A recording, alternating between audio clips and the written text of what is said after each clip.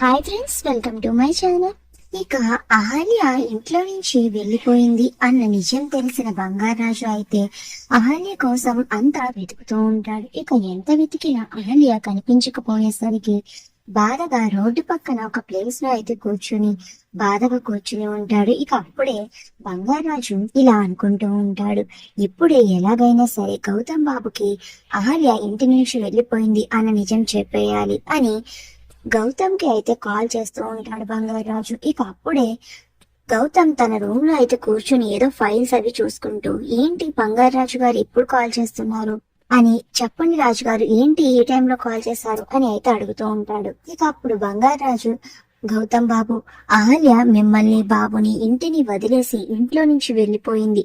నేను ఎంత వెతికినా కనిపించడం లేదు. నాకు టెన్షన్ గా ఉంది బాబు, మీరు అర్జెంట్ గా రండి అని బంగారాజు అంటాడు. ఇక ఆ మాటలు విని గౌతమ్ ఒక్కసారిగా బెడ్ మీద నుంచి లేచి నుంచుని షాక్ అయిపోతూ, ఏంటి రాజుగారు మీరు చెప్పేది, నేను ఇప్పుడే వస్తున్నాను అని వెంటనే తన కారులో అయితే బయలుదేరి చాలా ఫాస్ట్ గా వస్తూ ఉంటాడు. ఇక మరో పక్కన ఇంటిని వదిలి వచ్చిన అహల్య అయితే రోడ్డు మీద ఏడ్చుకుంటూ గౌతమ్ ని బాబుని తలుచుకుంటూ ఏడుస్తూ అలా రోడ్డు మీద నడుచుకుంటూ వస్తుంది. ఇక అదే రూట్ లో అహల్య గురించి వెతుక్కుంటూ గౌతమ్ అయితే కారులో వస్తూ ఉంటాడు. మరి అదే రూట్ లో వస్తున్న అహల్యని గౌతమ్ చూసి ఇంటికి తీసుకుని వెళ్లి తనని జాగ్రత్తగా చూసుకుంటాడా లేదా అహల్యని చూసుకోకుండా వెళ్ళిపోతాడు. అహల్య ఇక ఇంటికి తిరిగి రాదు. అసలు ఇప్పుడు ఏం జరుగుతుంది అనేది నెక్స్ట్ వీడియోలో తెలుసుకుందాం. ఇంతకీ ఈ రోజు వేసిన ముగ్గు ఎలా ఉంది?